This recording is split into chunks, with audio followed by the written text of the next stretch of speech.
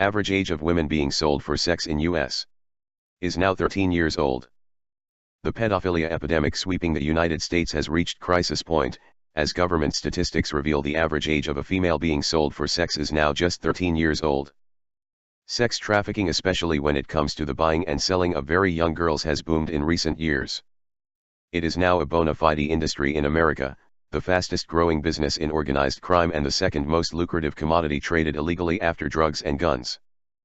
John Whitehead reports, according to the National Center for Missing and Exploited Children, children are being targeted and sold for sex in America every day.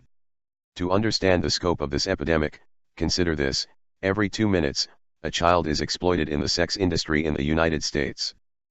As investigative journalist Amy Fine Collins notes, it's become more lucrative and much safer to sell malleable teens than drugs or guns. A pound of heroin or an AK-47 can be retailed once, but a young girl can be sold 10 to 15 times a day. According to USA Today, adults purchase children for sex at least 2.5 million times a year in the United States. Who are these monsters who buy children for sex? Otherwise ordinary men from all walks of life.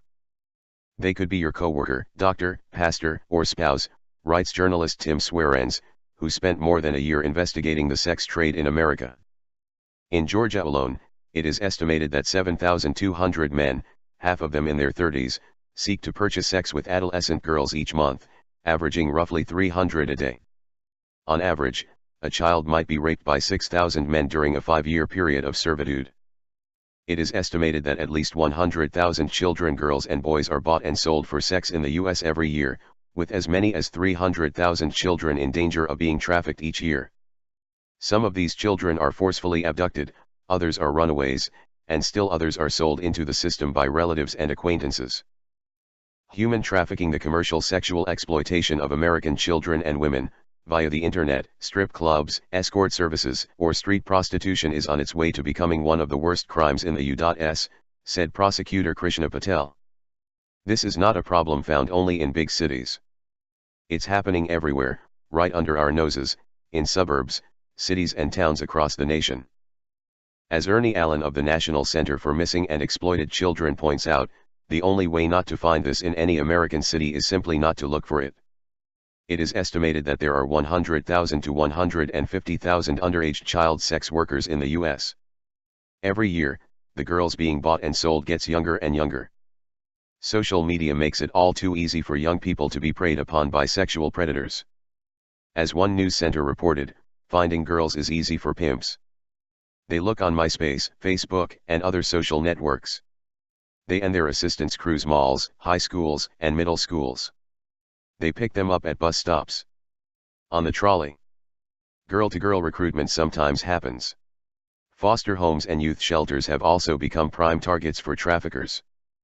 With a growing demand for sexual slavery and an endless supply of girls and women who can be targeted for abduction, this is not a problem that's going away anytime soon.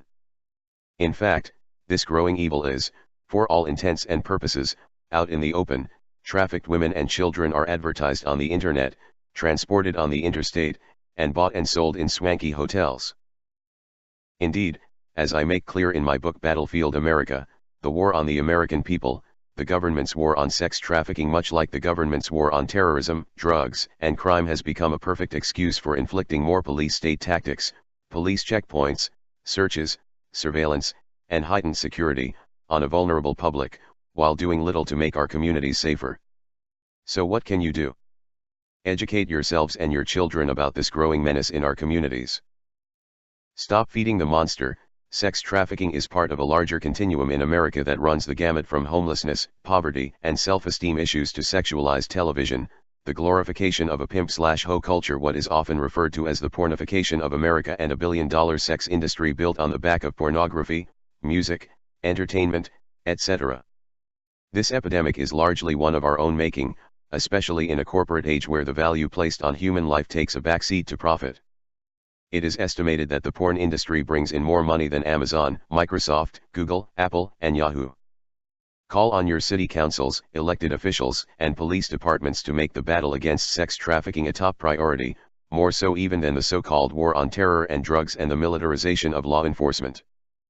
Stop prosecuting adults for victimless crimes such as growing lettuce in their front yard and focus on putting away the pimps and buyers who victimize these young women. Finally, the police need to do a better job of training, identifying and responding to these issues. Communities and social services need to do a better job of protecting runaways, who are the primary targets of traffickers. Legislators need to pass legislation aimed at prosecuting traffickers and Johns, the buyers who drive the demand for sex slaves, and hotels need to stop enabling these traffickers, by providing them with rooms and cover for their dirty deeds. That so many women and children continue to be victimized, brutalized, and treated like human cargo is due to three things. A consumer demand that is increasingly lucrative for everyone involved except the victims. A level of corruption so invasive on both a local and international scale that there is little hope of working through established channels for change. An eerie silence from individuals who fail to speak out against such atrocities. But the truth is that our society is guilty of contributing to this human suffering. The traffickers are guilty. The consumers are guilty. The corrupt law enforcement officials are guilty. The women's groups who do nothing are guilty. The foreign peacekeepers and aid workers who contribute to the demand for sex slaves are guilty. Most of all, every individual who does not raise a hue and cry over the atrocities being committed against women and children in almost every nation around the globe including the United States is guilty. If you love your news from one sexy ass robot, then like and sub, then hit up my big fat bell.